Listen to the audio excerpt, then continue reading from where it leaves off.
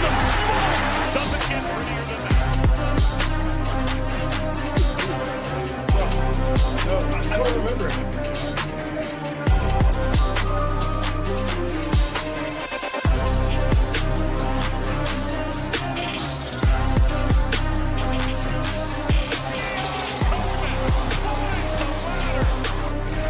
And a one-hand effort by Harris. Harris snaps it.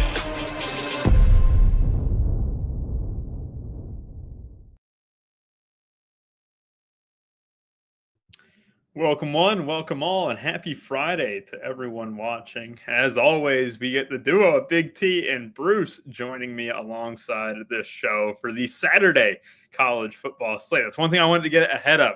We have a nice 7-gamer tonight. All that stuff will be on the website. Bruce already has everything put together, and it's going to have the cores and ranks and everything else will be on the site alone. But this show, however, will be covering the 12 games for Saturday on the first huge slate that we actually get on tap. Bruce, I have to start with you, man. You're wearing your Tottenham jersey. You got Xavi Simons signed with you. We're not here to talk about soccer, but I got to give you credit there. When you're wearing a Tottenham kit, things aren't going so hot until they have been with Thomas Frank. But how you doing, man?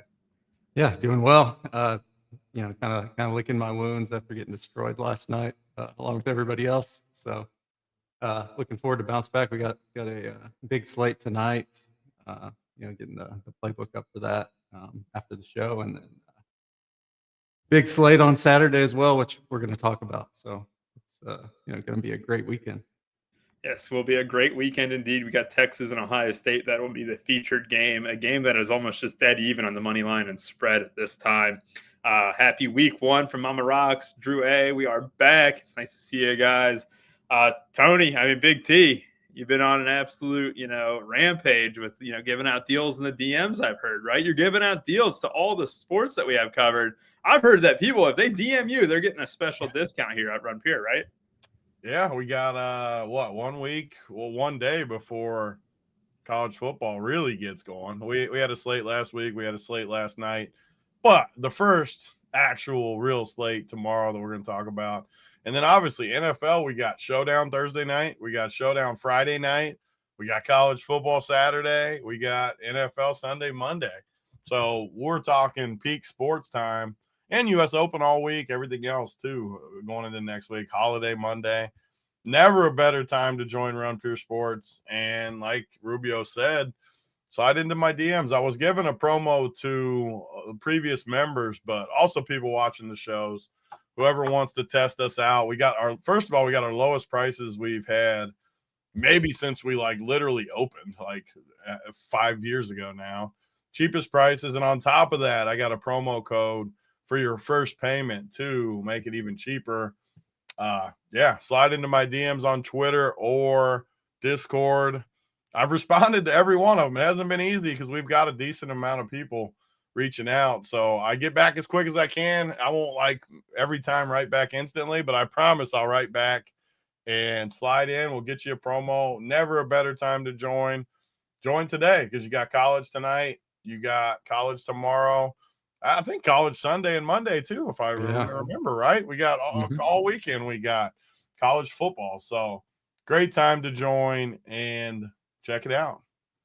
Absolutely. Yesterday was nice to have college football back. We also had a premier matchup of Cincinnati and Nebraska. It was premier if you didn't watch it and just looked at the box score. If you did watch it, you didn't really see the Maybe Mahomes sucks so bad, and their play calling sucks. They just, I hate it. You know what set me off, though, is when it was 4th and 2, and Cincinnati was at the 25-yard line of Nebraska, and they kicked the field goal, and then they never sniffed the end zone again until the fourth quarter. It's embarrassing, the decision. So hard there.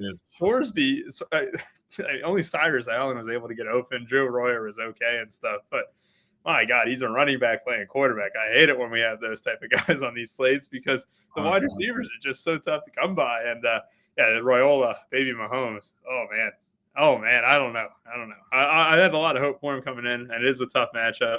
It wasn't exactly a home game for Cincinnati. If anything, it was definitely a road game. Yeah, it was a road game, 100%. I can't believe the UCAD gives up that home game to play Nebraska in Arrowhead. What did you expect? I mean, Taylor Swift and Travis Kelce were there. That was the only representation of UC in that stadium, it looked.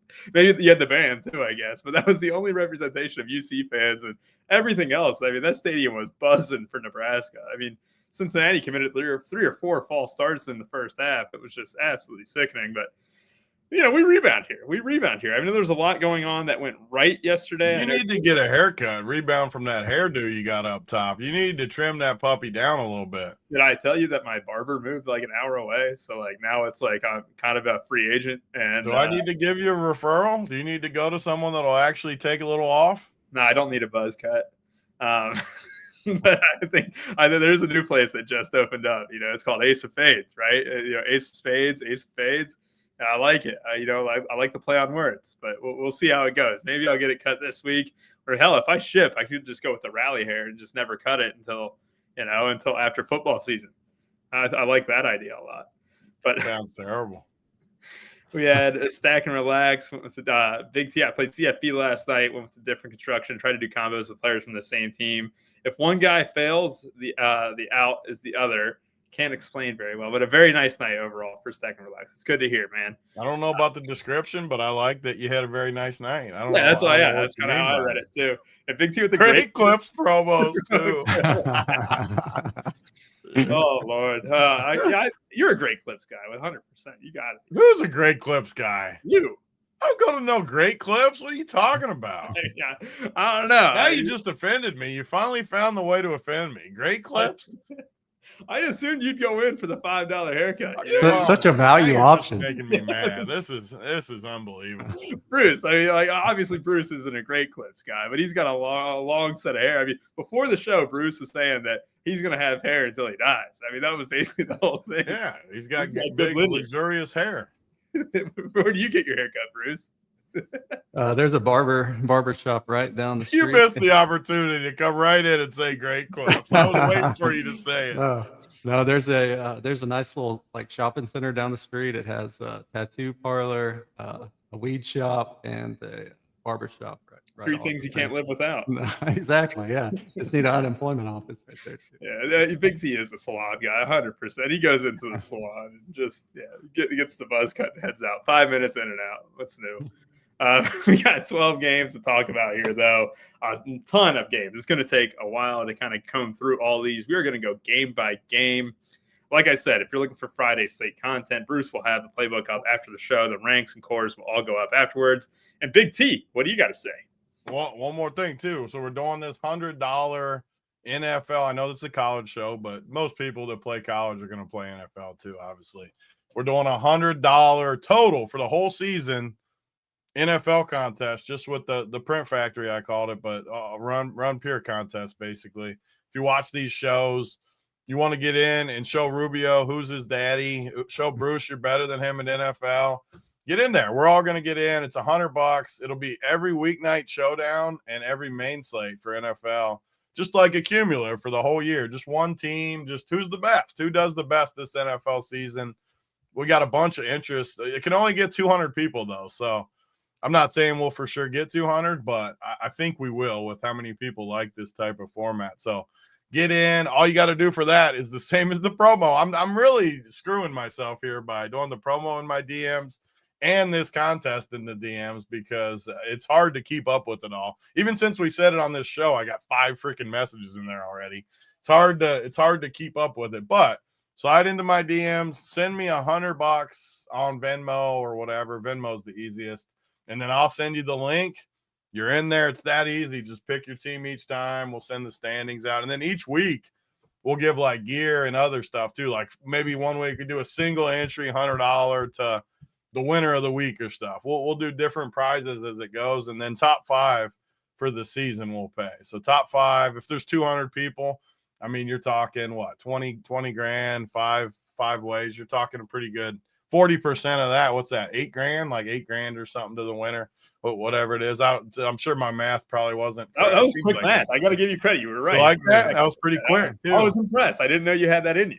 That was a quick fire right away to the 8K. But $100, send me. It's just Tony Niehaus on Venmo too. And then after you send it, I'll send you the link. So just tell me what your DK name is, and I'll send you the link. But hop in there. That's the big thing, DK username. So that way, you have everything checked and make sure no one else is in there that's not supposed to. And if they're not, I'm gonna yank them out of there. So yeah. Perfect. All right, 12 games, and the first one we got here is the Battle of Indiana. We get Ball State taking on Purdue. Purdue with a very, very healthy team total, over 34 here. Ball State's going to be a little bit of a non-factor on this slate. When you have so many games, a team with a team total of 16 isn't going to be talked about too much. However, with Purdue, I mean, Bruce, you got a really high projection for a guy at 5,200. Ryan Brown, you got Maccabee, who has been in college football since Nam. I don't even know. It feels like he has been in college football for 6 or 7 years. But you also have guys like Tuggle. You got Jackson down here as well. A lot of options on Purdue with this healthy team total and very soft pricing as well. Kick us off here, Bruce. Yeah, this Purdue offense against this Ball State defense is probably one that we'll want to have a piece of for sure. Ryan Brown is he runs a little bit. I think when people were playing Hudson Card last year or the year before last, he would come in and play the second half and run the football really well. He's only 5,200 here with a 34 team total, so he's going to be one of the most owned QBs on the slate, or he should be if he's not. I think I saw him about 30% or so. He's really solid. Hard to not play him. I'm not going to have any Ball State players. They brought in Odom as their head coach from UNLV. He's really a defensive minded coach. They did lose a ton, but I think he's a really, really solid defensive coach. The talent levels are just way different here. Maccabee, I think he has to average like 100 yards per game the rest of the way to get the school record for rushing yards or something. So, against this Ball State defense, he can definitely do that. They did bring in some other running backs like Malachi Thomas from Virginia Tech, who's decent, but I think it's going to be Maccabee, at least for the first half. The game doesn't get out of hand. And then you have the receivers. Nitro Tuggle comes in from Georgia. He's only 4,700. He's the starter here. Should get a lot of work with Brown. Michael Jackson III. He's a real smooth criminal out there.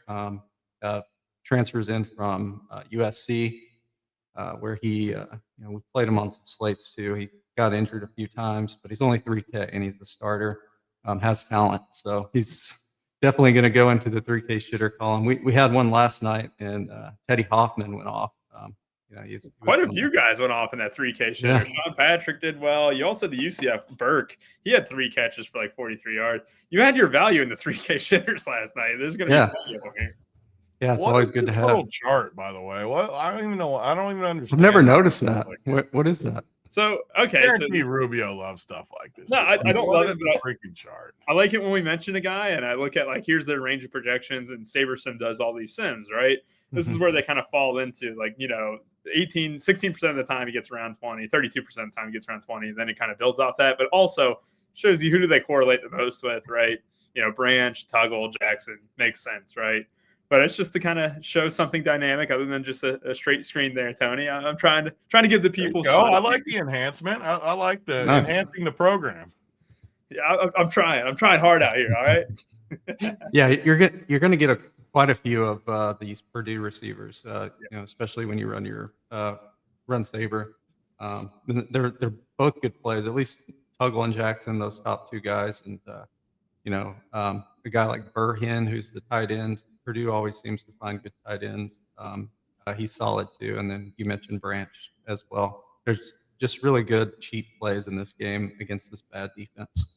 And we'll talk about their former tight end who went to Ohio State, Claire, in a little bit. But, you talk about just the changing of tight ends here. I mean, Purdue's had great tight ends over the years. I mean, you look at Durham went there. You had Claire, who's obviously really good and transfers to Ohio State. And you said it's going to be Burnham who's going to kind of Burnham, yep. Mhm. Burnham. Okay, perfect. So I like my Purdue tight ends. One thing I also wanted to mention real quick before I get to you, Tony, here is that, look at the price of Brown, right? 5,200. Is there a world where you can just play him completely naked, Bruce, not have to worry about stacking him? Because at the end of the day, if you're going to stack Brown with a Tuggle, you're only spending 9.9K for those guys. Do you have more interest in running Brown naked, or do you feel like you have to stack? I think you can run him naked to get different. What if it's a new team? So what if they play the backups a little bit more? Michael Jackson's going to be 35% owned.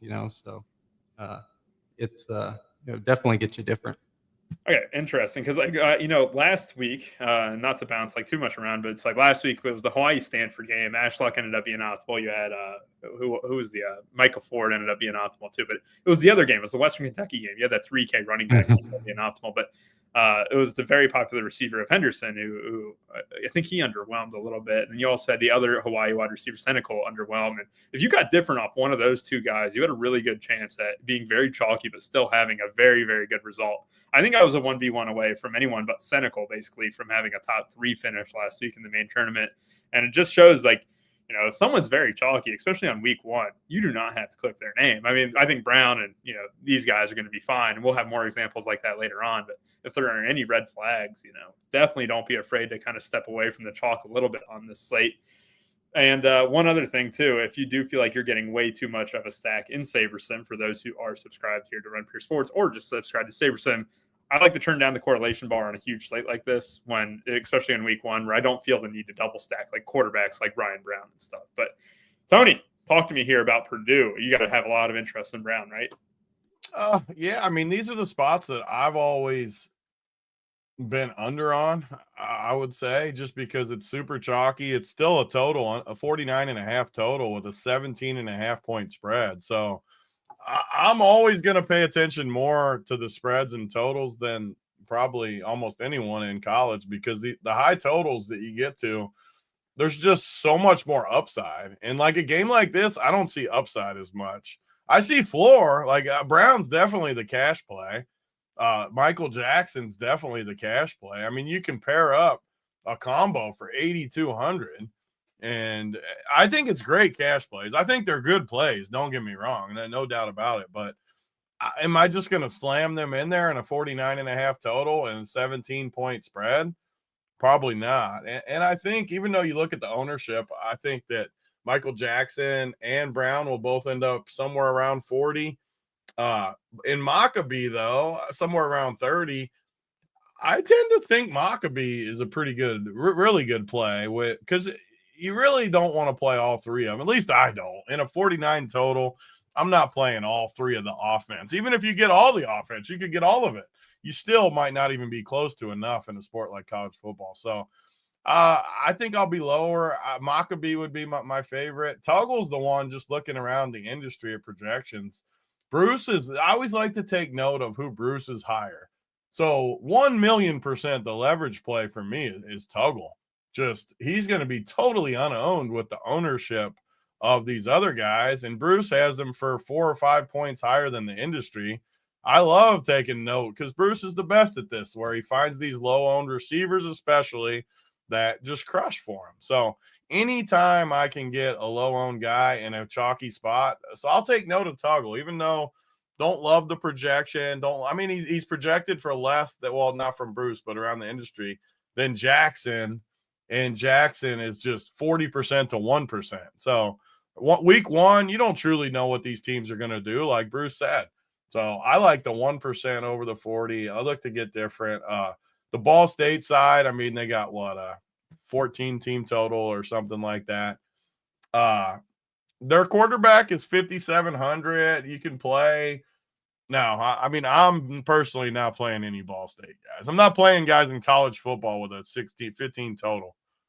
Listen to this. I was looking at returning production, because I always look at this before week 1 games. And Purdue has 4% of their offensive line snaps returning and 12% of their defensive line snaps returning, and 17 and 32 for Ball State. So these teams are just are really we're gonna be really bad. Probably hard to watch the first half. And Ball State, I mean, in the MAC, it's so hard to watch their offenses, and I think this one's gonna be pretty tough. Honestly, I like the under too. Like I Mhm. think this game plays super ugly. Don't get me wrong. You got a quarterback that's 5,200 projected for mid 20s. You got a min price receiver projected for double digits. I totally understand why they're chalky, but I just don't know. You need upside. We're tournament. We're trying to win a tournament. I don't know if these guys give you the upside to win a tournament. Maybe, though, it lets you jam all the studs in other spots and it all comes together. I get the whole thing, but I'm going to be lower than the field.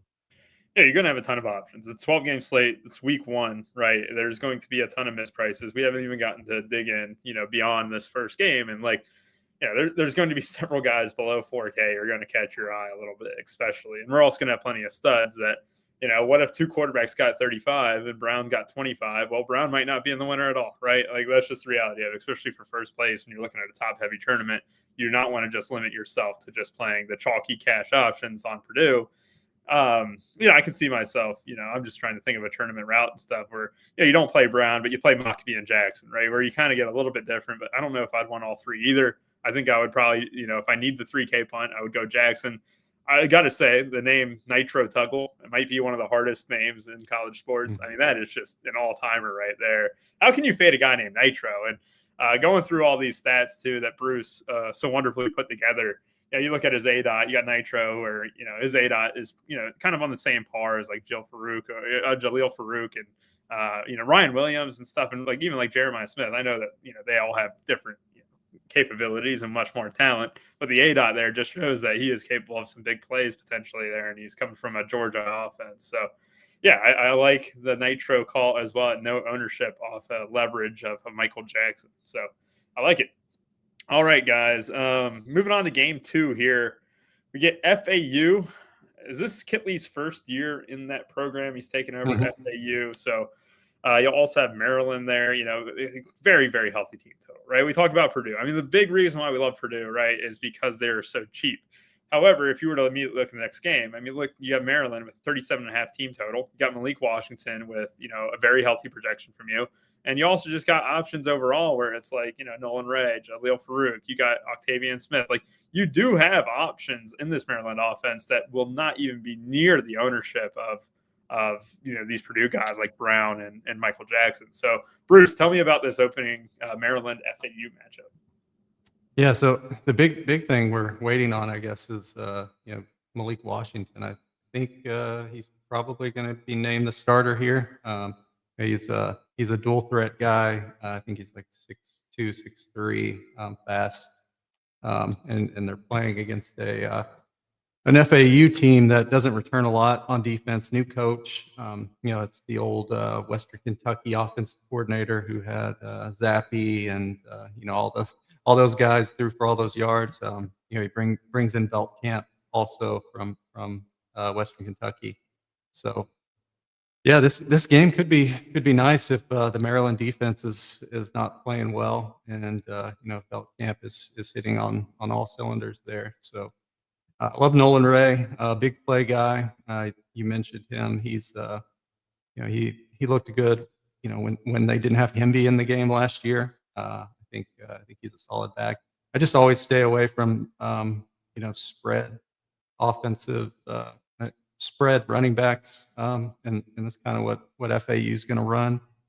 So yeah, I'm not touching any of those guys, but you always got to look at the receivers here. Easton Messer, that Whitey that comes over from Western Kentucky as well. He's kind of a possession guy, doesn't have much upside, hard to play him at 7,500, but he is probably a safer play. I just hate playing him. So I think I'm going to fade. He's going to have some high ownership, but I think that's mostly people looking for safety in week 1. And then you have Jabari Smith as well. He's a good receiver that's been at FAU the last couple of years. On the Maryland side, I really like this Malik Washington guy, so I don't mind playing the receivers. Farouk and Octavian Smith are both good receivers. You're replacing Felton and blanking on the other receiver, but you know, they had some big play receivers there last year. Fruit comes over from Oklahoma, and you know, I think he has a ton of upside there, and you know, he's priced like it, so he's probably more of a tournament play. But I think he's really a solid tournament play there. I do like Maryland to win, and Malik Washington's kind of a good tournament play as well. No one's going to play him. Yeah, especially with the news that, you know, it hasn't really been confirmed that he'll be the starter. The wide receiver you were blanking on, I know it would kill you if you didn't know. Prather, Caden Prather last year. Oh, yeah, that's right. But yeah, you got, you know, so many new faces in week one, right? This is the big thing. It's just like, you know, it's going to be a theme throughout all these, you know, all these games that, you know, you have a good idea of who's going to play for these guys. I mean, I think, you know, guys coming from Western Kentucky, that Velkamp and Messer, like, you know, that combo is probably going to stick. And that's kind of what makes them safer than most, right? Where it's like, not Velkamp in particular, because he's not much. I mean, he can kind of run a little bit, but it's like with Messer, you know, he'll probably be the de facto number one guy there. It's just a non-healthy team total of 23.2, where it's like, you know, a team total of 23 is kind of, you know, 7,500 for a guy like that is a little bit, you know, timid, I would say is the right word for it. Tony, I can tilt you with a couple words right here, but I'm gonna do it. I'm gonna do it. So I actually know a little bit about FAU. They're actually my online dynasty team, Tony. Tell me what you know about them. Jesus. I got people like sending me messages in the middle of the night saying you guys are playing some championship of the Big 12 and you were going to overtime because this and that. And I mean, you got people reaching out to me about this nonsense now. I know they want Big T in the league. You know, hey. I can tell you, I don't even remember the last time I played a college football game. I had to be like 8. When's the last time you played Madden? I think that's. I mean, 20 years ago. I don't know, when I was a kid. Back when you were 40. Yeah. I got things to do here, Rubio. I don't have time to play a freaking dynasty. You need to get on the workbench and get some kids popping out. Have some things going on. They can go play basketball for Big T. Yeah, exactly. Correct. So like you started with this game. So like Purdue, for example, 17.5 spread, 49.5 total. This game, similar spread at 14, but the total's all the way up to 61.5. So you got extra, almost 2 touchdowns built in, and the prices are higher. So you have options because nothing's going to stick out. I mean, these prices are basically the same projection we had in the last game, similar projections, but way more expensive. So exactly like Rubio said, this game's going to be lower owned. And I think this game is more game stackable too, just because Ball State stinks. FAU, I mean, Rubio plays them with Dynasty or whatever he's saying. They must be at least decent out there. But, man, I look at it. I struggle in college football with big slates when the projections are so driven that I really struggle to play plays like this game. But I do think that it's like in that big tournament, whatever it is tomorrow, $20 or something on DraftKings. I think it's a good game stack type game, but the individual plays, the only individual play that sticks out to me is Nolan Ray as being a pretty good play. 2 touchdown favorite, big total. I like Malik. I mean, what's Malik Washington? 30 years old. He was at what? Northwestern. No, this is a different Malik Washington. It's not the Miami Dolphins receiver. It's this guy wasn't the one at Northwestern. No, that's the Dolphins receiver. That's I'm all confused then. This dude was. Oh man, I was thinking he was Northwestern and then somewhere last year. No, this guy's I think he's 4 or 5 star freshman. He's a true. Really? Okay. Well, I like that then. I like that more than I was thinking this was definitely some other guy. So I like that. I like it more now that you just said that too. And I guarantee he can run. I like this stack. It's just, for me, this game though is a perfect just game stack, as Devin Scott's saying.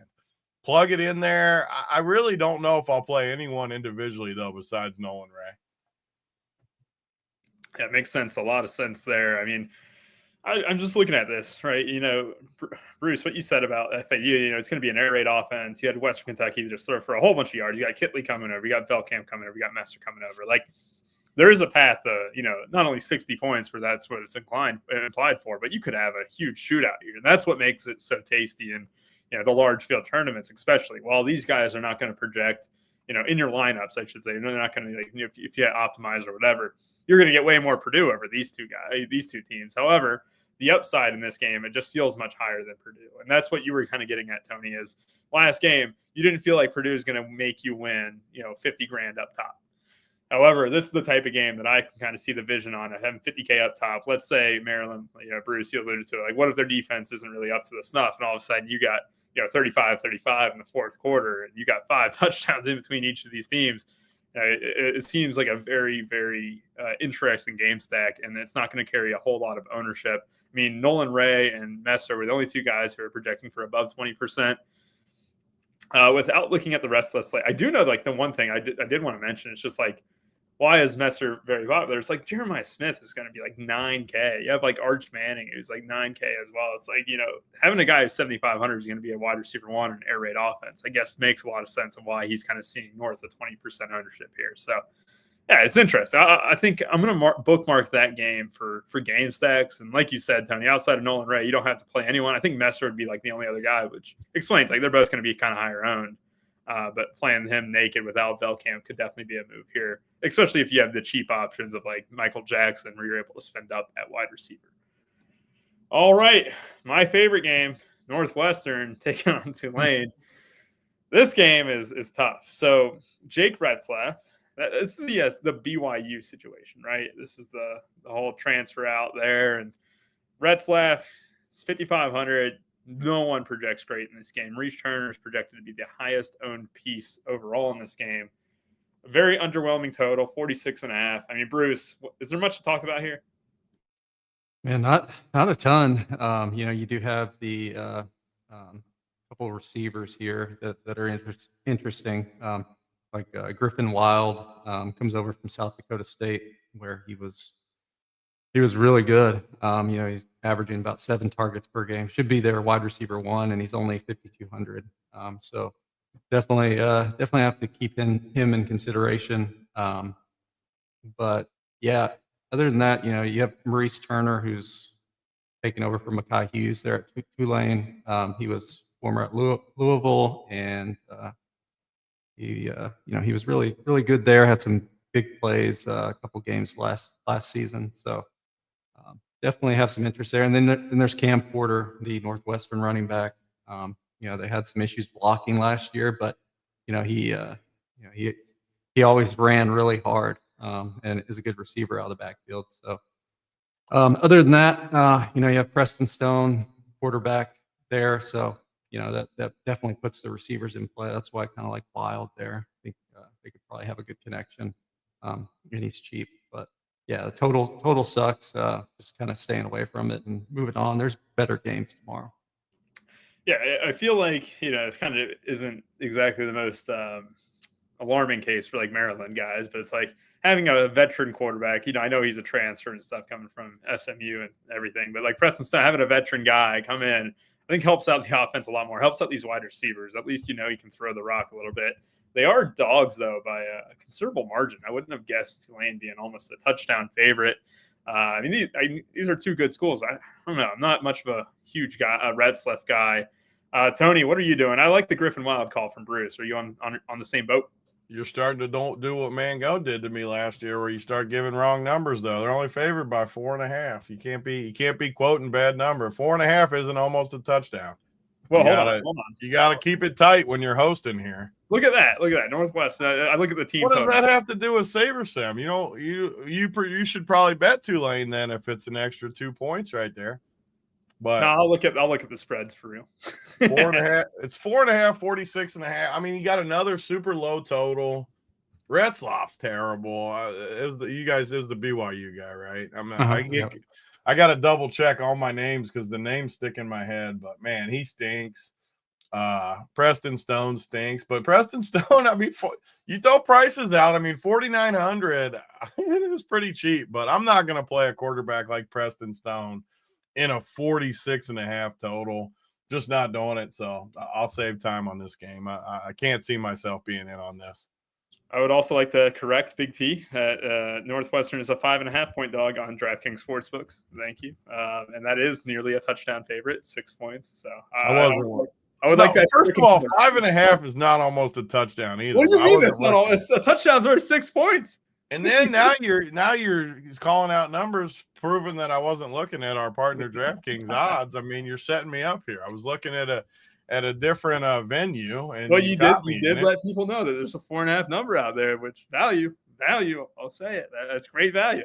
That's a great guy right there. They're showing up. And I will say that I think the 4.5 number is on a sharp book that takes a lot of action. I wouldn't mind scooping up the 5.5 on our partner DraftKings. You get an extra point, baby. There we go. See, you flipped that around nicely. Yeah. That was great. I'm with you. I think Reese Turner 5K. I can see myself playing like a mid-tier running back to where it's like the last click in my lineup. Right, I'm going through all the names. Like, okay, I'll click Maurice Turner, or hey, I'll click Griffin Wild. Outside of that, though, yeah, I don't really have much interest. I know you said Cam Porter, Bruce. That's fine too, but I think Turner and Wild would be like kind of the one-offs for me on this game. But I do like the fact that you mentioned Preston Stone kind of stepping into this offense. That is probably the best case to be made for a guy like Griffin Wild over some of these other wide receivers with new guys coming in. And not having the same level of experience. All right, the biggest game of the bunch. And you know where I'm starting with. It's starting with Bruce. We talked about this a little bit last game, and I'm going to throw a big T on the bot. He said Arch Manning sucks. I mean, it isn't good. I was appalled by that. We're going to get to that in a minute. But first, Bruce, we have the pricing released out for Ohio State and Texas. You got Arch Manning and Jeremiah Smith at $9K. You got Wisner at $7,100. Julian Sands going to be, he won the quarterback role for Ohio State at $7,700. However, this is two teams where I think there's a lot of question marks, right? I think a lot of question marks outside, Jeremiah Smith for the Ohio State offense, right? Like, if you look at it, you're still going to have Carnell Tate. You got Claire stepping in to be the tight end one. Don't really exactly know who's going to be, the main running back. Sands, new to the starting role. With Texas, on the other hand, too, they probably have, you said their offensive line last week was the big thing, right? That's what you're looking at is the offensive line for Texas. Can they hold up, correct? That's right. Yeah, they only return 31% of their snaps on the offensive line, which is a little bit better than Ohio State at 44%. So yeah, it's a little scary that the depth is really thin on the offensive line. A lot of new stuff here on both sides. So it's a little scary going into Ohio State for Texas. Their line has moved steadily in Texas's favor all week, so a little scared about that as well. I do like Arch Manning a lot here. I do think he has a solid game. His number he didn't play as much last year, didn't throw as much, but when he did, he looked good to me. Passed the eye test, so kind of excited to see what he does in a full season. Not sure what to expect from Sayan yet. He's a 5-star guy. So yeah, he stepping into big shoes there. And I think he can sling the ball a little bit. It's just tough. Your very first game is in this atmosphere against a solid defense. Texas defense is going to be really good this season. So I do think it's a low scoring game. Crazy thing is when I look, I know Jeremiah Smith is 9K, but see his ownership at just barely double digits is crazy. My projection's a little bit higher than most other places just because it's Jeremiah Smith. You pretty much only need to throw the ball up to him and he can catch it anyway. So I do like him to score here. Ryan Wingo is only 6,500. He's going to be Texas's go-to guy this year. Played a little bit last year. I do like injuries as well. 5,400. And Claire, the tight ends in this game are great. Injuries and Claire, both solid receivers. Emmett Mosley looks like he's probably going to miss for Texas. So could see a lot of Parker Livingston at 3,300. He's cheap and a good solid receiving option. Texas running backs are always tough to play. You never know what you're going to get, but Wisner's really solid. Donaldson and People should share the carries there for Ohio State. Donaldson comes over from West Virginia, and he's a good back. Just tough for me to play a lot of guys against this Texas defense. I think I think it's going to be like their best defense in a few years, at least. So I think it's a low scoring game. May play some pieces in tournaments just because I'm a Texas fan. Yeah, no, it makes a lot of sense there, Bruce. And I had to ask this question because last year Texas was weak against the slot, right? And you go over all those numbers and you see who's weak against the slot. And you told us Egbuka was the guy last year in that CFP game. Do you expect to kind of be a similar situation? Obviously, Egbuka's not there. You have Carnell Tate probably lining up on the outside of Smith.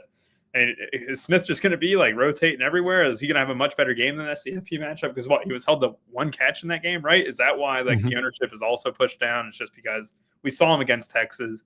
He didn't do much. And I mean, Ohio State almost blew that game at the end. I mean, it's just the reality of it too. Yeah. And they've said, all offseason they're going to move him around more this year. So, you could see him in the slot here. And good offensive coordinators find ways to get your playmakers the ball, and for whatever reason, Chip Kelly couldn't do it in the championship game. Well, they promoted their receivers coach over there, so maybe he can do a little bit better here. Get him some good matchups here against this Texas defense. Perfect. All right, Tony, minus 118 in Texas's favor at the Horseshoe. Which side are you on? Yeah, I mean it's a good game as far as the actual game. The problem is just the pricing. I mean Jeremiah Smith, I mean 9K. Again, I always feel redundant when we do these college shows because it's just I play it the same way always. But I mean you're talking a 47 total with a 9K receiver. It's really hard. But in the same sentence, I'll say. That's where we've made a lot of money over the years is playing these low-owned studs when they're not projected to be good plays. They're just 9K for a receiver and a 47 total that should play lower scoring, I would think, is tough. It's tough. But it also, I mean, he's going to be 10 to 15% owned. He just is. The projection's not high enough at 9K to get any ownership. So that provides something. But, I mean, some of these plays, I just don't see how you could go to it. Peoples at 6,800, sharing time with Donaldson. Donaldson's the West Virginia guy, I assume. I mean, those guys are fully priced in a timeshare versus a good defense. Carnell Tate, 6,800. I don't know how you can click that. Is Max Clare, was he Purdue, or where do I know him from? Got that right. You're on a roll now. See, I trust yourself. I remember the name. Once I know people, I know them. But I mean, I can't play any of the only people I can play is Jeremiah Smith in this spot. Can't really play. There's no chance I'm playing Arch Manning at 9K in this spot on the road. Literally no chance in the world. But the flip side is I'll say the same thing. I've done this at times. And again, in the example, in my main team, I wouldn't do this. But in the $20, if I was playing these guys, I would play them together and put values with them and just hope the game nukes. Just hope both defenses struggle. Hope all the talent, because there's talent all over the field. You got two of the top 5 teams, 2 powerhouses. There's talent. They're all overpriced. But what happens when it just totally nukes? You win all the money. So yet another example of a game. I'm kind of just throwing it all in there, or I'm just out. And I'll watch it. I'll still have fun watching it and rooting on it, bet on it. I'll be betting on Ohio State against Bruce in this spot, against Bruce and his horns. Horns down tomorrow, Bruce. Oh, man. Yep. Don't do it. We're hitting the horns down, baby. We're hitting the horns down on this show. Yeah, horns down. Yeah, Bruce. How do you like that? Oh, man. It's painful. Very, very painful. I bet, that's a 15-yard penalty if you do it against them. I mean, we got to get our horns down in now. We're going to play a nice little game from our guys at Pick 6 here. DraftKings Pick 6 has a lot of promos going on for this weekend, and they are also giving away a free pick this week. You know what that free pick is, Bruce? It's Arch Manning over a half passing yard, so just 0.5 passing yards. So if you are interested in checking out Pick 6, be sure to check out the Ohio State and Texas game first off, but they also have it for all of the Saturday college football games overall. There's been a lot of guys that we have already talked about. However, I did want to get into this game real quick because there's going to be a lot of people who do want to play DFS for this game, but also bet props. We're going to get into some fun numbers here, Bruce. I want you to just give me a higher or lower, right? I'm going to say Julian Sayin, 10.5 rushing yards. So keep in mind, right, for those who don't know, right, it's not like the NFL. If you get sacked, you lose rushing yards as a quarterback.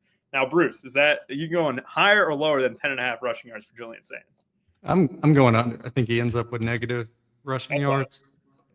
Yep. Definitely negative. I was hoping you said negative because he's not a runner.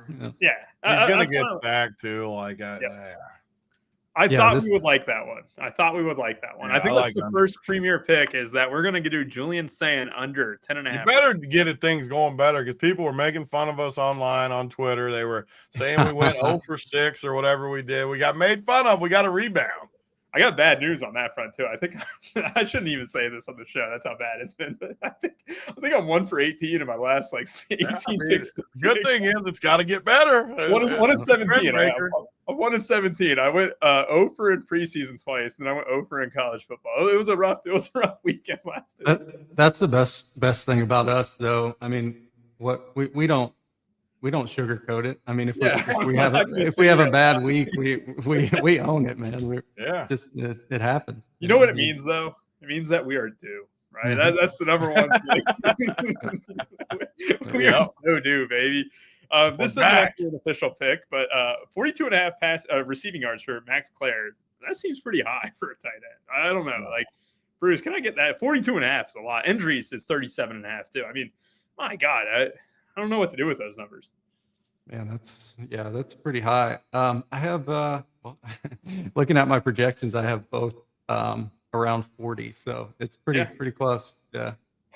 I like it. I'm going to kind of go through just a couple more here, just so people watching the show. And don't forget, Arch Manning, 0.5 passing yards. It's a free over. DraftKings pick 6. Sign up. Look at that bottom right corner. I'm pretty sure that's a pick 6 QR code for those who are. Tony played the under. Oh, what was that? Tony played the under. The 0.5. Who? What? Arch? Yeah, under 0.5 passing yards. Yeah, get on that under. He's gonna. Yeah. I love it. I'm trying to think can you tell me more about CJ Baxter, his return? Is he returning this week, Bruce? Because obviously missed out last year, was expected to be the running back number 1 for Texas. Do you expect that to impact Wisner at all? Or is it going to be similar to, Wisner carries the load early, kind of like how he did, he carried the load most of last year, even when Blue was in. But do you kind of expect that by the end of the season to be a split? Yeah, I expect to see all 4 Texas backs. Jarrett Gibson, will be in there at the goal line sometimes, and then you have Christian Clark, who's had a great spring. So yeah, probably all 4 guys will be in there. All right, I like it. Perfect. All right, we'll move on from this game. I do want to mention Peoples and Donaldson, both for 56.5 and 43.5. I don't love the other numbers in this one, but we'll definitely take the first premier pick of the show. Julian Sand under 10.5 rushing yards. Time to watch him house a 34-yard rushing touchdown. But he still might go under because he'll get sacked a few times. But with the O-line, mishaps and the Texas defense being as good as they are expected to be, I do love that number quite a bit. Syracuse and Tennessee, battle of the orange. I mean, my gosh, that is going to be one hell of an orange game there. Tennessee, obviously their situation at quarterback changed much, and they have Joey Aguilar stepping in at the quarterback position. Deshaun Bishop, Peyton Lewis, Mike Matthews, Star Thomas. Really, the only name that I really recognize off the top of my head here, Bruce, is Brazel. Brazel's the only guy I can recognize that was on Tennessee last year. It could be another guy I'm missing. Bishop, maybe he was one of the backup running backs. I can't remember. But Syracuse-wise, I mean, it's another team that looks, very different than they have in previous years. We lose our DFS legend, LaQuint Allen, who we got a sour taste in our mouths last time we played him in preseason. we got 0 from him because they benched him because he was so good. But on the Syracuse side, this isn't a healthy team total. This isn't the greatest prices in the world. This is a gross team overall outside of Jonte Cook. Expect to get some ownership. I imagine you're going to have a lot more interest in Tennessee, right? Yeah, it's mainly the rushing attack of Tennessee. I think Tennessee's defense is just really solid. It's hard to play any of these Syracuse guys. Definitely not playing Steve Angeli. I think he's just not the best quarterback. Couldn't hack it at Notre Dame, and it's going to be a passing offense for Syracuse most likely. But I think this Tennessee defense is just too tough. I do like Deshaun Bishop for Tennessee quite a bit, 6,400, but he looks like a stud. They did bring in Star Thomas from Duke, who's a decent running back. Been a couple different places.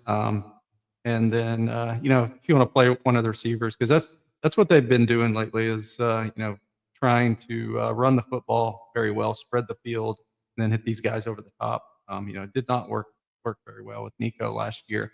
But a guy like Brazel, like you mentioned, or Mike Matthews, who's a former 5-star receiver, he's a solid play and will be very underowned. But not much interest in this game. I think it's tempo is going to be nice, but the defense Tennessee is just too tough for Syracuse. Yeah, I'm with agreement with you there, Tony. Tennessee, I can't imagine you're going to have much interest in Syracuse. And you mentioned this is another team total that's kind of healthy, right? It's very similar to Purdue. The big note here, they aren't that much more priced than Purdue. But, if you look at Michael Jackson and Brown, those guys are going to be cheaper. But, Aguilar is only $1,200 more than Brown, right? It's like, is there a path where, you could look at it from a tournament perspective where you're like, I'm going to try and stack Aguilar and maybe a Tennessee wide receiver, and it'll be, a fifth of the ownership of the Purdue guys. Like, what do you think about something like that? Or is Tennessee mostly just a play team that you're not really high on? Man, I got a lot of PTSD with this Tennessee team because last year I tried to make that passing game work so many times, and they just love running the ball. Now you got 3 running backs projected for double digits. I just, in my head, I see more of the same coming where they try to establish it. I look at these receivers. It's tough. It's tough to click them. And I just think they want to run the ball. I watched them all year last year just pound the ground game, no matter what, too. No matter how good the passing matchups were, they just kept freaking running the ball. And you're not going to play a 3-headed running back. At least I'm not. I can't imagine going there.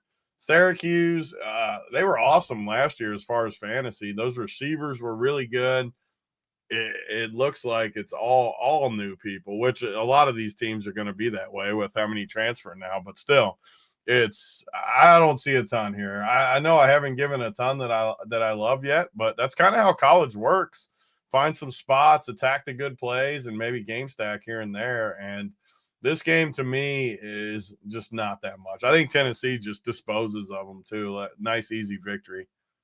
I like that. Yeah, you're right. I'm trying to remember the amount of times where they had Samson just run like 3 or 4 in. Yeah. So they're doing 3 running backs. Yeah. You're paying a premium. I think that's the kind of thing to note here is that if you're playing Bishop, that's $6,400. That's not cheap on this slate at all. Star Thomas is $5,100, and you have Peyton Lewis, who's $5K.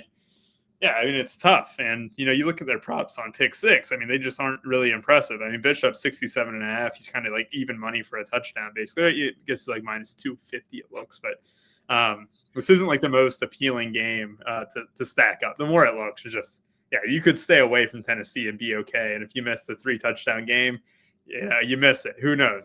Bishop could only be just a few percent owned. He might not even reach double digits, but you got him at 14-15%, Bruce. Let a 3-headed monster running back beat you. If he gets 25, he gets 25. You can still beat it in other places. All right. So, wow, this is a healthy team total. Mississippi State taking on University of Southern. I'm going to go with Missouri. All right. So we have a lot of hope here with Blake Shapen. Bruce, you seem really high on him in the projections. You got Devon Booth as well at 5,800. Another of these guys who's going to be very chalky at over 33% ownership. Anthony Evans is going to be the most popular wide receiver to pair with Shapen. This does seem like a really good spot for Mississippi State overall. What are you doing with them? Yeah, it's a call it Southern Missouri. What did you just call it? I guessed. You got put in jail. That's how good of a friend Bruce is to you. He doesn't even smirk. He doesn't make fun of you. He says your hair looks good. He never gets on you. He's too nice to you. He needs to retaliate a little here when you just make stuff up in your head. Southern Missouri? Oh, is it Southern Miss? Yeah. Where'd Brett Favre go? Hey, you're close. It's okay. We'll move on. I don't know. Partial credit now, Rubio. That's I don't know if that far away. I don't know.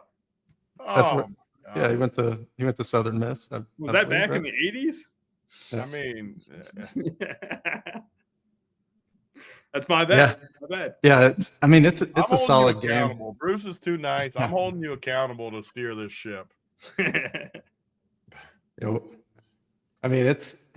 Southern Miss. I mean, you kind of just don't even want to look at their team. They brought in a bunch of guys from Marshall here, so they man they have Jeffrey Pittman at running back, who's a former Mississippi State running back. He's 5,500 though. I don't want any part of Southern Miss really. They brought in some good transfers, but yeah, it's tough to play those guys at those prices. Blake Shapen does have a good projection, just because he's playing against a defense that could be terrible. And he was sneaky good last season. If you look at his numbers, he only played in 4 games, of course, often injured, Blake Shapen. But when you look at his numbers, they look really solid. He's a good passer, but I do think they try to keep it on the ground here and run the ball with Booth. And our guy Fluff Bothwell, former South Alabama great, and Robert Briggs. Those 3 guys, but if I'm going to play somebody, I guess it's Briggs because he's 4,200. Booth isn't bad either. So, but they are going to rotate those guys for sure. And I don't really have much interest in the receivers on both sides. I guess Anthony Evans from Georgia should start for Mississippi State. He's good, but I was reading they could get 7 or 8 receivers on the field there as well. So yeah, it's tough to play any of those guys. I guess if you're going to play Shapen, play Evans as well. Maybe a guy like Brennan Thompson, who's a deep threat. But yeah, more of the running backs here and move on. Yeah, it's interesting. More of the running backs, and you have Devin Scott in here saying that he likes the idea of even playing both running backs together, and watch Mississippi State run for maybe 300 yards would be a great dream of that. Tony, what are you doing with Mississippi State? Is this a team that you're going to be on board with, like especially with a guy like Devon Booth? Yeah, you got the second highest total of the slate right there with the Maryland game. There's just not a ton of high totals in this spot, but I agree with the running. I mean, 5,800 for Booth, good solid projection, great matchup. We got old, I keep wanting to say Buff Bagwell, like the old WWE guy, yeah. Buff Bagwell here, but Fluff Bothwell. I love old Buff Bagwell. He was in the NWO. But I like that idea. I can always be talked into 2 running backs on the same team. It's a little harder on like a 12-game slate just because you need too much to happen. But the prices are both in the 5Ks. No one's going to play Buff Bagwell. He's more expensive than Booth. He has a way less of a projection, 6 points less. I like it when no one's going to play a guy, especially when the starter is going to be 30, 40% owned. I love to do that. So I really like that idea from Bruce and Devin Scott there. So I like that. Shapen, I mean, he was good last year. I do like it. I don't – my issue is you don't know which one of the receivers. You can just play lotto a little bit. Is this Traore related to the Nebraska guy or is it actually him? Is it the same human? No, he was at Mississippi State last year. Just a big tight end receiver type guy. He's big tight end. Okay. Yeah, I'm more on the running backs, but I could see playing Shapen though. If somehow you like one of these receivers, I could see getting in there on him. It's just tough when you run like an optimizer or a Saber Sim like we use. There's just so many receivers. I mean, even on my screen right now, I got 6 guys projected for, enough points to at least be in consideration. So it makes it tough. Like the running backs, Southern, what'd you call them? Southern Missouri. Southern Missouri. I don't see a ton on the old Missouri front. I was in the classic E5 there with the Southern Missouri now. I got to apologize. I got to rebound. I got to get better. You need to get more dynasty in there. Get Brett Favre in the mix. And yeah, I'll bring Coach Brett Favre will be back. He'll replace Lime Seltzers at University of Cincinnati soon. So, okay. I do want to mention this too real quick because last week we know Kansas was one of the bigger talking points. Highshaw was mega chalk. Who wasn't chalk was a guy in Tony's core, LaShawn Williams. And you talk about playing a backup running back and what that did. That paid dividends. LaShawn Williams was in the winner. Highshaw wasn't. Highshaw was mega chalk. LaShawn Williams wasn't. That's just direct leverage. Obviously, it's not 3 games, right? So it's going to be a little bit more. It's still week 1 though, too. So it's more prevalent week 1. We like to think we know what's going to be the roles and stuff, but it takes a month or two to really know what's going on. I mean, this is week 1. There really shouldn't be that many chalky spots when you don't know what's going to happen. And the games are going to play uglier early in the year too. Yeah, playing that second running back off a really massive chalk guy like Booth, and instead you're going with your guy Fluff Bothwell. You get a little bit of no way you know who Buff Bagwell is. I know who Jeff Bagwell is, right? Baseball player for the Astros.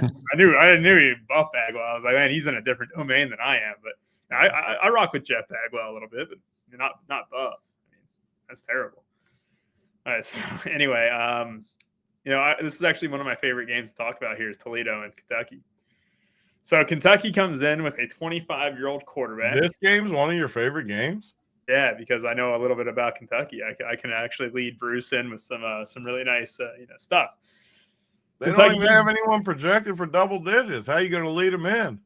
He's got some guys. We got a 3,700 running back who could be the starter in between the 20s here for Seth McGowan here. He could be the starting running back. Dante Dowdle could be the guy who kind of gets the goal line work as well. You got a very cheap rushing attack for the University of Kentucky, and it's only going to be a two-way split. It's going to be Dowdle or McGowan. What about Peterson? Patterson? I don't think Patterson's going to be much of a factor unless they're blowing him out. I think it's going to be McGowan and Dowdle. I think those are going to be the two guys for Kentucky. They'll carry the load. Dowdle's, very big, very imposing. If he's the goal line guy, I wouldn't shock me. McGowan. I mean, this is a Kentucky team that, let's be honest here, they haven't been able to throw the ball for years. And, they got a 25-year-old, 7th-year senior playing quarterback for you. I don't think they're going to be able to do it again. I'd rather have the ground game for them. Tell me that this isn't the dude from freaking Nebraska. I got to look it up. Is this Dowdle dude from there? Yeah, it's the same guy. Yeah, Oregon and Nebraska. Yeah. Calling him sorry? Calling him sorry already? Come on. He hasn't even repped the blue, Big Z. He hasn't rushed in blue? Is that what you just said? I'll say this. You know who looked really good in blue after transferring from Nebraska? Wandale Robinson. Or wait, was that the other way around? Wandale Robinson was good in college, but he didn't. Yeah, I don't know what the comparison is there. You didn't even bring up the revenge narrative of one Chip Tranum. Oh my God! Big T's favorite. Big T's favorite back. Oh my gosh, we have Chip Tranum coming into the town. He's 6,900. Yeah. Oh my gosh. With a 19-point team total. Let's go. Chip Tranum is third school. How is he 6,900? That is terrible right there. He's going to be a beast, though, until he gets hurt, gets concussed after he gets hit one time by a cornerback. But more on Kentucky, too. Wide receiver position is going to look a little bit funky. You have Jamori Macklin, who has been there, but it's likely going to be Kendrick Law, who probably takes on wide receiver one, duties. 4,900 there as well. This just isn't a team, though, that is sexy outside the running game. And, of course, Bruce leads us in with probably the greatest news that I've heard on the slate. Chip Tranum is back in our lives, baby. Repping it for Toledo, baby. We get him on the action slates on Tuesday nights. I'm so looking forward to that. Am I looking forward to it now? No. Yeah, but if he makes it that far. Yeah. That's a really good point. We don't play Mac Tuesdays until like week 9 or 10. So, yeah, he definitely will not make it that far. Bruce, any interest in Kentucky side of the football? Man, I do have. I hate it, but I do have some interest in Calzada here. Lord, I was not expecting that. He's 5,300. He runs the ball. He played at Incarnate Word last year, and they had a really good offense, and he played really well. He has played in the SEC before with A&M, and I think. He's only 5,300. The matchup's not terrible. He does run. So you got to consider him at least a little bit, at least in tournaments. And he does have some good receivers in Macklin. I thought Macklin was going to be really good for them last year. But his prop totals at 46.5. And I think he's a good good receiver. And then Kendrick Law, like you mentioned. But yeah, I'm mostly staying away. I do like McGowan. He was good at New Mexico State with Mike Washington, and I think he's a good back at 3,700. That's much too cheap for a guy that's listed as a starter on the depth chart. Yep, I agree with all that there. I'm actually kind of interested in Calzada there at 5,300. I can be talked into it. I can be talked into playing a Wildcat. Tony's face is telling me that he will not be convinced to play in Calzada tomorrow. I mean, I don't think it's like the worst play ever just because the price and he runs and the matchup's good. But I personally just hate when I have to play like a naked guy, but I do think it's an interesting pivot off the Purdue was the name Brown, same price. Brown's going to be 40%. I'm sure Calzada is going to be 10% or less. Same price. It gets you off a little bit of that like pairing with Michael Jackson too. Or I mean, what if you play Calzada with Michael Jackson and then when Calzada outscores Brown, you beat all those chalk combos, stuff like that. So I actually don't hate Calzada. I don't. It's another case where I definitely don't think there's some crazy upside, but I think he's got a good floor with his ground game. And 5,300 for a quarterback is just. I mean, I like gambling on that, so I am with Bruce on that. I don't like anything else in this game, though. I mean, there's nothing there. I don't need to. You must know a little bit more. You looked at the slate a little bit. So like a 3,700 running back projecting for double digits isn't going to do I'm it. not for you. playing a team with 3 running backs that isn't going to score points. Like he's projected for friggin' 8-9 points. 2018 total, Tony. It's not usual. They're going to score touchdowns. Rubio. They're going to score touchdowns tomorrow, and it won't happen all season after that. But hey, they're going to score touchdowns. We have tons of guys that are underpriced. Like you don't need to play Seth McGowan. That's the worst part. Is I feel like we haven't talked about many guys, but then you look at upon the horizon, you got to. I feel like I haven't talked about anybody I like yet. That's what I mean. You look at the next few games, 50-point team total. You got Bama, you got Georgia 45, you got Indiana 39. So yeah, I imagine the guys that you are going to like are going to be here very, very shortly. And we'll go ahead and move on to these games. And I kind of got to get us to speed up here. Old Dominion taking on Indiana. And this is an Indiana team that looked great last year, right? And I expect them to kind of be rolling these teams as well. And I think they did show us too that, whether it was Rourke last year and stuff, they put the pedal to the metal. They know that margin of victory matters to a team like them. And I love, Indiana in these spots. I think the offense is going to keep rolling. Bruce, they get Hemby. Is he going to be RB1 for them this year? Yeah, that's I think all 3 backs are going to play again. It's hard to find that big workhorse spot. I was listening to the coach talk about it, and he said all 3 are going to get carries. So, I think we see all 3. Hemby's definitely the most talented there. It's 6,500 Hemby in a game they should win rather handily. So you're gonna have to get that early for sure. He's gonna have some ownership, but it's not gonna be crazy. So I don't mind it, especially in tournaments. Fernando Mendoza steps into the quarterback QB1 spot for Indiana. I saw some early draft projections that had him as the number 1 pick, which is crazy. No way they have. Yeah. I think he's really good though. I think he makes Indiana just so much better than last year. The receivers are just gonna have a solid year. I like Surratt as well. He's priced up at 7,100, but his floor is so good. Another guy that people aren't going to play is EJ Williams at 3K. He's a Clemson transfer. Been injured a little bit. He only played 3 games last year. But when I look at quotes from the spring, he had a big camp. So 3K receiver, definitely going into the 3K shitter spot. If he stays healthy, I think he has a big year up there with Surratt. Yeah, Surratt being 7,100, projecting for some of the highest ownership that we've seen on the slate just yet at 36%.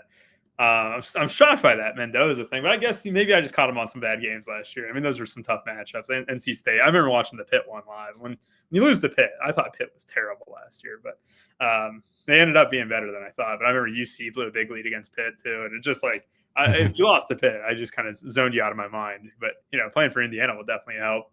I mean, Tony, like 8,200 for a quarterback here. We've seen so many cheap options, but it seems like the first guy with a very healthy team total where 30 points is in the cards for him, right? And it's going to be a little bit different than the cheap guys that we've already talked about. You have Malik Washington, you got Brown, you got Calzada, but Mendoza is like the first one that kind of piques my interest where he's priced above 7K, really, right? Yep, and this is the first combo that I feel good about for sure. You have heavy price points, but I also trust the floor and the ceiling. I know it's not a high total. There's a lot of games like that this week. There's a lot of unknowns with how hard these teams will push when they get up. I think Indiana's a team that could push it a little bit. They were awesome last year, like you said. They get a few guys in. Mendoza, I mean, I don't think he's great by any means, but I think he's good in this system. I think Surratt is maybe the top receiver for me of the slate. Yeah, they're popular, but Mendoza is going to be way less than some of those chalk cheap guys just because he's 8,200. But there's plenty of value on the slate. I am definitely in on Mendoza, Surratt. I was trying to look through some of these other guys to see if there was like a sneaky thing. I just don't see it, though. There's not. What was that, Don Beebe's kid playing running back? I tell you, Bruce at least knows who I talk about when I'm saying these things. Another guy, Rubio, has no idea who I'm thinking. Number 40. Number 40. Yeah, I mean, Don Beebe's kid, Rubio. But nothing on Old Dominion for me. Just those two guys. All right, perfect. And if you were to double stack, Bruce, I'm going to give you a gut shot question. Would it be Omar Cooper number there at number 2, or would it be like an EJ Williams at Stoneman 3K, who you have a decent projection for if you were to hit a bomb with him, right? Yeah, I like EJ Williams. I know Big T talked about it before, but finding those value guys is on the same team is very beneficial. I know he did it with LSU like a few years back, and just smashed everybody by like 10 points to win a tournament. So that's one of those guys. I love it there. Perfect. We'll move on from Indiana. You got 2 of the top plays on the slate was Mendoza and Surratt. That would be perfect. I think that will continue to be the case overall. Now we're moving on to a Marshall team that we won't talk about at all, and then we'll talk about Georgia with Gunnar Stockton taking the helm for them. You got Nate Frazier. You'd probably be the running back number 1 for them as well. Showed flashes last year. I remember what was it? ETN was there last year, right? And he kind of got banged up a few times, and then Frazier would come in and kind of carry the load for them. Noah Thomas, is he the A&M transfer, right? Mm-hmm. Yep. Yeah, so you got A&M there. You got Zachariah Branch. I know where he's from, USC. So you got a nice wide receiver core coming in that are full of transfers overall here. Oscar Delp being the consistent tight end for them at the very least. Gunnar Stockton, I mean, 8,500 is another team. I mean, they're just going to score a ton of points, right? And if you get 7 touchdowns from them, if they score 49 or 56 points, you hope that the starters can score 6 of them before they pull them. I mean, at the end of the day, you're probably only going to get 3/4 out of them. What are you doing with them, Bruce? Yeah, this is this one of the spots that Georgia should just absolutely mash. I mentioned earlier most of the good Marshall players went over to Southern Miss. They only return 10% of their snaps on the defensive side of the ball. UGA should roll here. It's tough to play these running backs though. You have Nate Frazier who's a stud. Chauncey Bowens is getting a lot of buzz. He's 3K, so I don't mind him. But outside of that, it's hard. It's really always hard to get a Georgia running back correct. We know that from years past. That's why I try not to project it too high. Gunnar Stockton can run a little bit, but he's priced up here, so you're going to need something huge in that first half if Marshall doesn't keep it close. Which Georgia always has a good defense. I don't see Marshall scoring a ton here, if at all. So I do like Noah Thomas at 4,500. I have him projected as the highest projected receiver for Georgia. But they have some other good ones. Colby Young, who's back after playing 5 games last year. Dylan Bell and Zachariah Branch are studs, and then you brought up Delp, who's solid too. I'm staying away from Marshall. Just can't play anybody against this Georgia defense. Yeah, 100%. I know Thomas. I mean, this is the thing with these wide receivers on big totals. You're not playing them for the floor. You're playing them for the touchdown upside. And while, they might only have 3 catches, I mean, Noah Thomas could easily have 3 touchdowns within those 3 catches. So, yeah, I mean, Tony, this is a team with just one of the biggest team totals in the entire slate. I mean, the second highest, only to Penn State has a higher team total overall. I mean, is there anyone else that you're kind of interested in? I mean, what are you doing with Gunnar Stockton? I mean, if you're only getting 3/4 of him at the same time, his upside could be the best in the entire slate. And you always got to weigh how easy the points come. I've talked about this in past years, but these games like this, you got to weigh just how easy he's going to get 4 or 5 touchdowns. Yes. Like, I know that he might not play the fourth. I'm probably not going to play him in this spot because there is other spots, but just realize how easy Georgia's going to score points. And that's not the case in some of these other games. Like the Ohio State, Texas, more than likely there's going to be a lot of good defense. Would you rather play those defenses or 3/4 of Georgia versus freaking Marshall? It's a tough give and take with how easy the points come. But one of my favorite sneaky plays of the whole slate is Zachariah Branch coming from USC. He's just so explosive. I liked him last year. Going to Georgia, I just think he has upside. And none of these guys are going to be owned at all because there's 38 Georgia guys like always. The whole team's in play. So you got to just get lucky a little bit. Definitely don't like it. I mean, 6,900 is crazy for his projection.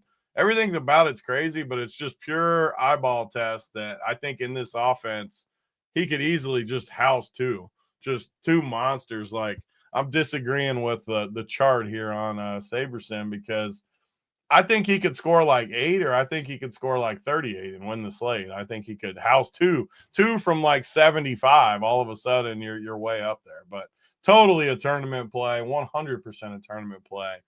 Overall, this game's terrible. You shouldn't want too many people from this. And this is a game where I think you would say it yourself too. You don't play the quarterback and running back and wide receiver, right? You don't play 3 of them. You only play 2. It's not a stat game really either where you want to go crazy. Yeah. And if you're playing, Zachariah, you can play Stockton with him. It doesn't have to be the case. But like more than likely too, like everybody gets one. Like this guy gets one. Like the Oprah gift where everybody's getting one. You get one, you get one. That's more than likely what it is. That is, definitely the case that I can see with them. All right, let's move on. Bama taking on Florida State here. This is, a couple of years ago, it seemed like a premium matchup. This year, it doesn't feel like Florida State will be all that much. Bama takes over a new quarterback here with no Jalen Milroe. It's going to be Ty Simpson instead. You got Ryan Williams still there as well, 9,100, eclipsing Jeremiah Smith's price tag as well at the wide receiver position. Bama, though, is a very healthy team total. I think a little bit of unknowns, but you do have, some guys returning, Jeremy Bernard being one of them. You're going to have, where's my running back here for him? So are we not going to, okay, so we're going to get Richard Young for Bama kind of starting and Daniel Hill. I mean, Bruce, this game is, interesting from a Bama point of view, right? Where, Ryan Williams is pretty expensive. Ty Simpson's kind of an unknown. And as far as Florida State goes, I mean, they'll get an upgrade with Castellanos over DJ Ukulele last year, which was just awful. But, otherwise, I just don't have a ton of interest in any of these Florida State guys. I mean, I know Sawchuk's cheap. I mean, the running backs are super cheap. I mean, that's the only thing that can kind of be said about them. But it just seems like just a couple of Bama guys and kind of move on if you're interested in anyone at this game at all. Yeah, that's is Tommy Castellanos an upgrade over DJU? I don't know. I mean, after watching him last year. Oh, man, he has to be, right? It's hard not to be. You got to be really bad to not be an upgrade over DJU. Yeah. That's it's tough. I do like Bama here.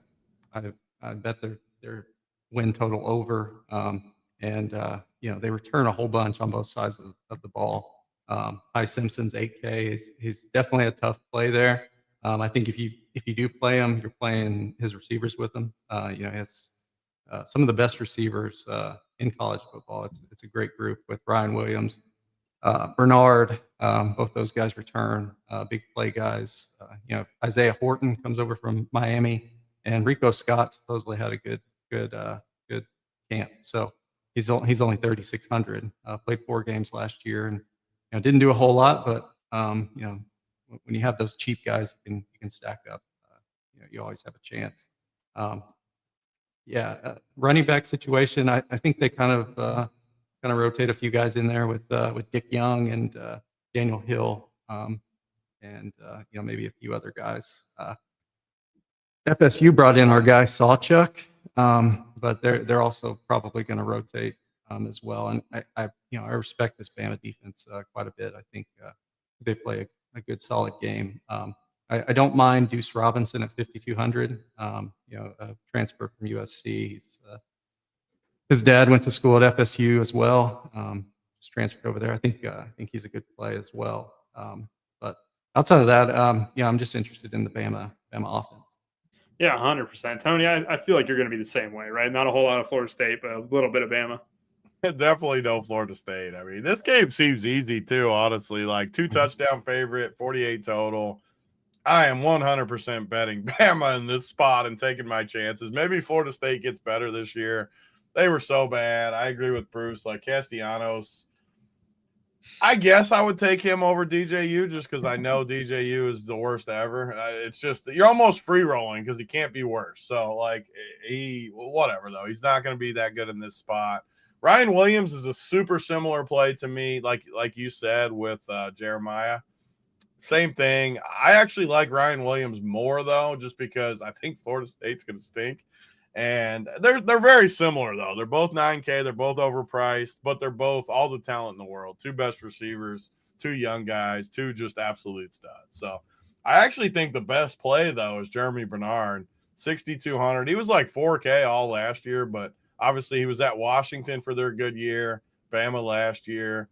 I think he has a big possession type year, which I like getting guys in there in my lineup like that he could catch 10 passes in this game or something where you get just a huge floor from him. So I'm super high on him. Ran his mouth off. I can't imagine a world where Bama's not just crushing Florida State in this game. So I'm on Bama. Not a ton fantasy-wise, though. I like it. How's this next game even on the freaking slate, too? What in the world is a 50-8? What even is that? What does that mean? Let's go ahead and get into it. I mean, you look at this total, Nevada's projected for 9 points. So there's one thing that you can easily do if you're, playing fantasy sports. Just go ahead and hit that button right there. All right, and then go to Penn State here. Let's talk about Penn State with a 50-point team total.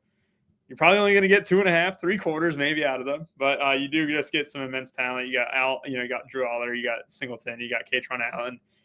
I mean, Bruce, talk to me about these guys. Who are your favorite Penn State guys? Because it almost feels like, they're going to score 6, 7, 8 touchdowns. It's just a matter of who, right? Yeah, and they return, their whole offensive line for the most part. I think maybe they lost one starter. There are a lot of people's national championship pick for this season. So the Nevada isn't a good team. They lost a lot of guys as well. Only returned 23% of their snaps on defense. You gotta love these running backs, even though they're priced up. It's just hard to pick the correct one, as always. Singleton and Allen, just big plays waiting to happen, and I expect one or both to break up a long run at least once here. So they're definitely in play in tournaments. Just hard to fit them, especially Singleton at 8,800, and then Allen at 7,600. But yeah, they're going to score some points. Kyron Hudson at 4,300 comes over from USC. He's a good receiver, starting there. So got to have some interest. I hate that they priced Luke Reynolds at 6,700. That's Warren's replacement there. Tough to play him at that price. Passing game pieces are just tough outside of Hudson. It's hard to play those guys. On the Nevada side, I'm not interested at all. There's not really much I want to play there, and Penn State's just going to shut them down. Perfect. Yeah, Hudson being a little bit cheap there at 4,300. Tony, who's your favorite Penn State guys here? You have to like the running backs.